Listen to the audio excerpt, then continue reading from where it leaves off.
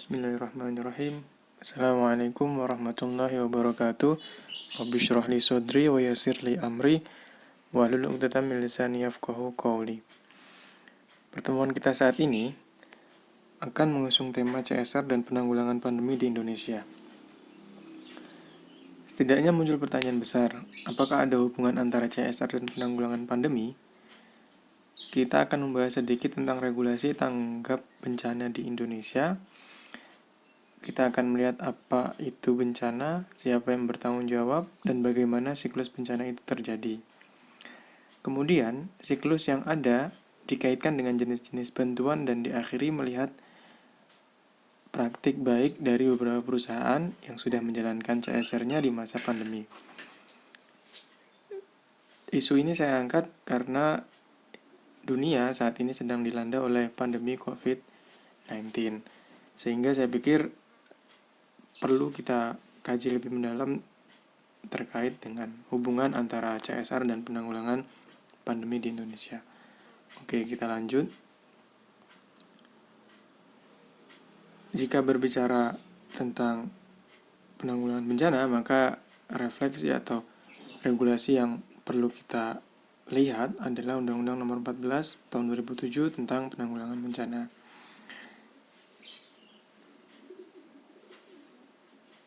Bencana ini menjadi dasar atau penanggulangan bencana dalam regulasi ini menjadi dasar dalam penentuan langkah yang akan diambil. Pertama, apa sih sebenarnya bencana sendiri? Bisa dilihat dari sumber terjadinya bencana. Kemudian, siapa saja yang terlibat dalam penanggulangan bencana tersebut? Siapa saja aktor-aktor yang ada di dalam regulasi ini nantinya akan kita bahas di dalam perkuliahan hari ini. Dan diakhiri dengan bagaimana siklus bencana itu sendiri bisa terjadi.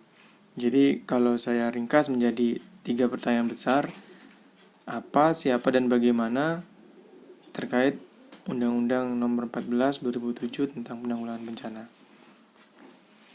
Oke, next. Tadi pertanyaan besar pertama adalah apa? Jadi sebenarnya apa definisi bencana itu sendiri? Menurut regulasi ini, bencana adalah peristiwa atau rangkaian peristiwa yang mengancam dan mengganggu kehidupan dan penghidupan masyarakat yang disebabkan baik oleh faktor alam dan atau faktor non-alam maupun faktor manusia, sehingga mengakibatkan timbulnya korban jiwa manusia, kerusakan lingkungan, kerugian harta, kerugian benda, dan dampak psikologis. Dikategorikan menjadi 3 kelompok. Yang pertama adalah bencana alam. Bencana alam ini adalah bencana yang disebabkan oleh alam antara lain berupa gempa bumi, tsunami, gunung meletus, banjir, kekeringan, angin topan, dan tanah longsor. Yang kedua adalah bencana sosial. Bencana sosial sendiri diakibatkan oleh manusia yang meliputi konflik sosial antar kelompok atau antar komunitas masyarakat maupun teror. Yang ketiga adalah faktor non-alam. Faktor non-alam ini diakibatkan oleh peristiwa atau rangkaian peristiwa non-alam yang antara lain berupa gagal teknologi, gagal modernisasi, epidemi, dan wabah penyakit. Jadi, pandemi coronavirus 19 ini termasuk dalam kategori bencana non-alam karena disebabkan oleh sebuah wabah penyakit yang katanya dimulai dari kota Wuhan, Cina. Selanjutnya, setelah kita mengetahui faktor apa penyebab bencana, maka kemudian kita akan melihat siapa sih aktor yang terlibat dalam regulasi ini. Oke, next. Pertanyaan siapa? Siapa saja? Secara garis besar ada 3 kelompok. Pertama, pemerintah, kedua masyarakat, dan ketiga lembaga, usaha, dan donor internasional. Ini yang perlu diperhatikan oleh teman-teman. Jika sebuah kejadian luar biasa di Indonesia termasuk dalam kategori sebuah bencana, contoh kasus pandemi COVID-19 ini, maka pemerintah dan pemerintah daerah menjadi penanggung jawab dalam penyelenggaraan penanggulangan bencana. Kemudian yang kedua adalah masyarakat. Artinya apa? Masyarakat di sini adalah setiap orang yang terkena bencana berhak mendapatkan bantuan pemenuhan kebutuhan dasar. Dan setiap orang berhak untuk memperoleh ganti kerugian karena terkena bencana yang disebabkan oleh kegagalan konstruksi. Dan terakhir adalah lembaga usaha, dan donor internasional. Lembaga ini mendapatkan kesempatan dalam penyelenggaraan penanggulangan bencana baik secara tersendiri maupun secara bersama dengan pihak lain. Ketiga aktor ini memiliki hak dan kewajiban yang berbeda-beda, tetapi yang jelas semuanya bertanggung jawab dalam melakukan penanggulangan terhadap bencana yang dihadapi. Oke, ini tadi poin pentingnya sebenarnya siapa di sini ada lembaga usaha dan donor internasional. Jadi regulasi sebenarnya mengatur itu. Secara keseluruhan atau secara lebih mendalam sebenarnya teman-teman bisa menggali lebih atau membaca terkait dengan regulasi tersebut. Tetapi garis besarnya lembaga usaha ini mendapatkan kesempatan dalam penyelenggaraan penanggulangan bencana. Jadi biasanya peran perusahaan di sini melalui dana CSR-nya. Makanya kita penting membahas ini agar teman-teman nanti bisa lebih peka terhadap kondisi yang ada di lapangan. Oke, next. Selanjutnya adalah bagaimana. Pertanyaan besar ketiga, bagaimana? Bagaimana di sini diartikan sebagai sebuah siklus bencana. Jadi ada 3 siklus bencana. Yang pertama adalah prabencana, yang kedua tanggap darurat, yang ketiga adalah pasca bencana. Nah, prabencana jika dilihat dari waktunya, maka siklus ini terjadi sebelum bencana tersebut ada, di mana peran pencegahan atau antisipasi sangat dominan di sini. Kedua adalah tanggap darurat. Pada konteks waktunya, maka siklus ini terjadi ketika bencana sedang melanda. Pendekatan yang dilakukan adalah penanggulangan yang tepat sasaran dan tepat guna terhadap kebutuhan masyarakat. Saat ini mungkin pandemi COVID-19 masuk dalam tahap atau siklus tanggap darurat. Yang ketiga adalah siklus pasca bencana. Siklus ini setelah tanggap darurat atau setelah bencana dianggap sudah usai. Pada siklus ini pendekatan yang cukup penting adalah rehabilitasi. Ketiga siklus ini memiliki pendekatan yang berbeda-beda satu dengan yang lainnya. Maka program yang dilakukan juga berbeda. Pada kali ini kita tidak akan membahas lebih dalam terkait dengan peran pemerintah dan masyarakat. Pada kesempatan ini kita akan melihat peran perusahaan melalui tanggung jawab sosial perusahaannya dalam penanggulangan bencana ini. Oke, kita selanjutnya kita sudah tahu tadi pertanyaan apa dan siapa saja, kemudian bagaimana siklus itu terjadi. Kemudian kita akan melihat dari sudut pandang CSR atau jenis-jenis program CSR itu apa saja. Oke. Selanjutnya jenis-jenis bantuan CSR menurut Permen LH nomor 3 tahun 2014 dibagi menjadi 4 kurang lebih. Yang pertama charity, yang kedua infrastruktur, yang ketiga capacity building, yang keempat adalah empowerment. Pertama, charity dalam bahasa Indonesia adalah karitatif. Menurut Kamus Besar Bahasa Indonesia adalah memberi kasih sayang atau bisa juga diartikan sebagai bentuk kegiatan memberikan bantuan secara langsung kepada orang-orang yang membutuhkan, seperti memberi makan, menghibur orang sakit, memberikan pakaian, dan lain sebagainya. Kedua adalah infrastruktur. Infrastruktur di sini berarti pembangunan fisik. Bantuan jenis ini memberikan bantuan berupa kebutuhan masyarakat yang membutuhkan. Kemudian biasanya bantuan ini membutuhkan dana yang cukup besar, tapi cukup dapat dijadikan sebuah monumental karena bantuannya berupa pembangunan fisik, jadi bisa dilihat sebagai bentuk monumental. Yang ketiga adalah capacity building.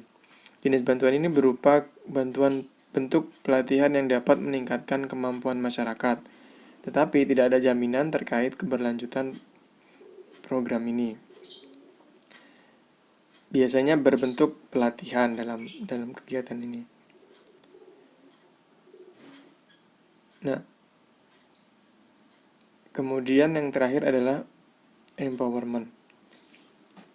Empowerment adalah kegiatan yang memiliki atau membutuhkan keseriusan dalam pelaksanaannya. Biasanya, perbedaan mendasar dengan pelatihan atau capacity building adalah adanya tindak lanjut dari kegiatan itu dengan dukungan modal, infrastruktur yang diberikan setelah pelatihan. Kenapa jenis-jenis ini kita perlu mengetahui? Karena nantinya teman-teman bisa mengidentifikasi bantuan dengan jenis apa yang sudah dilakukan oleh sebuah perusahaan dalam penanggulangan pandemi yang ada saat ini, atau setidaknya dalam tanggap bencana yang nantinya akan teman-teman lihat kondisi di lapangan. Oke, selanjutnya adalah kita akan melihat atau kita akan menghubungkan antara jenis-jenis bantuan CSR menurut Permen LH nomor 3 tahun 2014 tadi dan hubungannya dengan siklus bencana. Nah,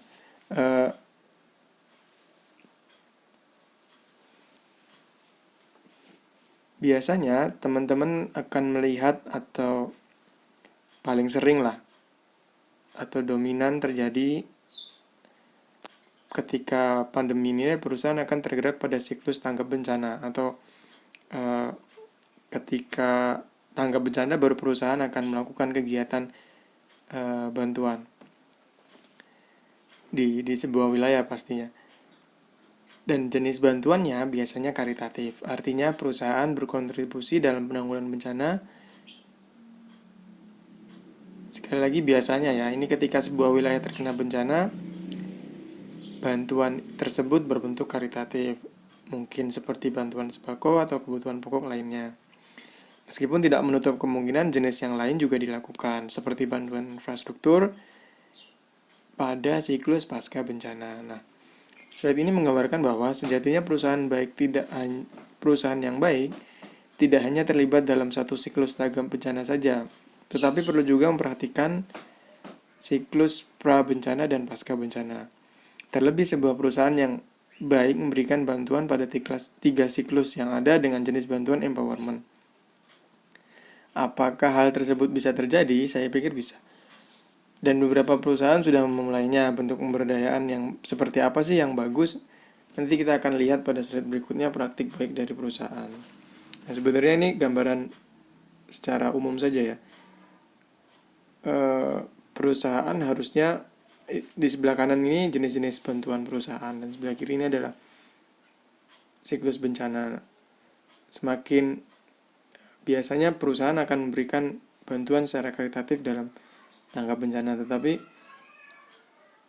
jika kita lihat siklus bencana sebenarnya ada pra bencana, tanggap bencana, dan pasca bencana. Nah, perusahaan yang baik seharusnya bisa memanfaatkan atau bisa melihat programnya itu dapat menjawab ketiga siklus ini, terlebih jika jenis yang diberikan adalah jenis empowerment. Oke, selanjutnya adalah praktik baik CSR di masa pandemi.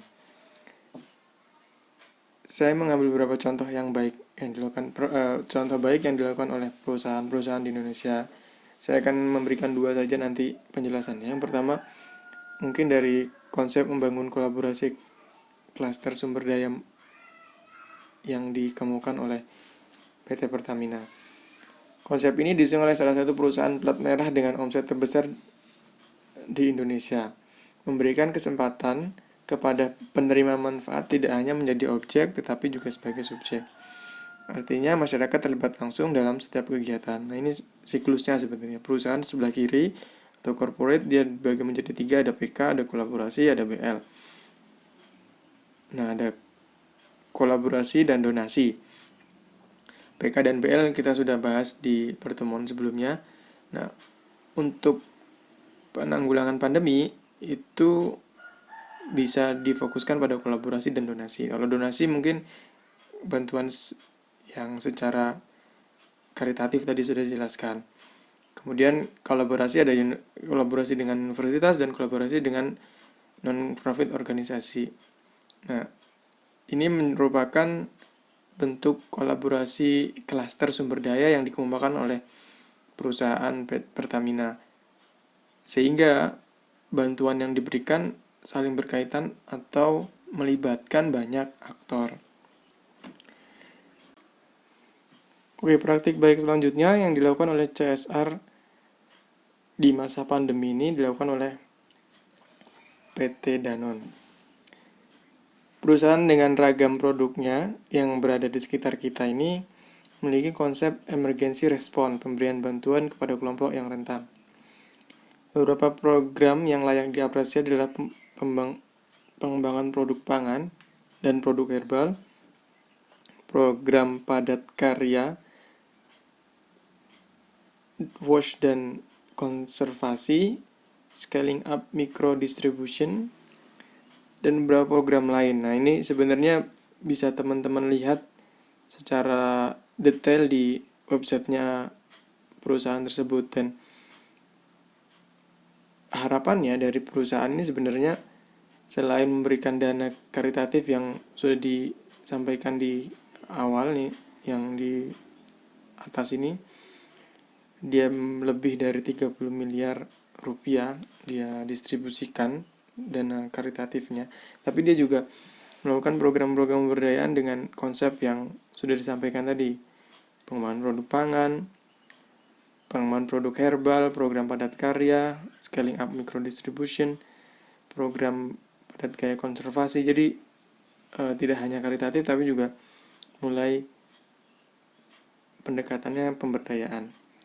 Tapi sekali lagi, saya pikir ini perlu kita kritisi, apakah perusahaan semuanya melakukan hal tersebut, dan jika memang ada perusahaan yang baik di luar yang sudah saya sampaikan, saya pikir bisa dijadikan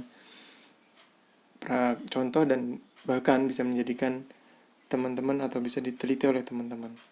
Oke, saya pikir cukup pertemuan kali ini. Teman-teman nanti akan banyak mencari data juga di media daring untuk membandingkan apakah program-program yang dilakukan oleh perusahaan berbentuk atau berjenis seperti apa dan pada siklus apa. Jadi teman-teman nanti biar bisa lebih peka atau bisa lebih paham dengan melihat langsung kondisi yang ada di lapangan. Oke, cukup sekian dari saya, kurang lebihnya mohon maaf. Assalamualaikum warahmatullahi wabarakatuh.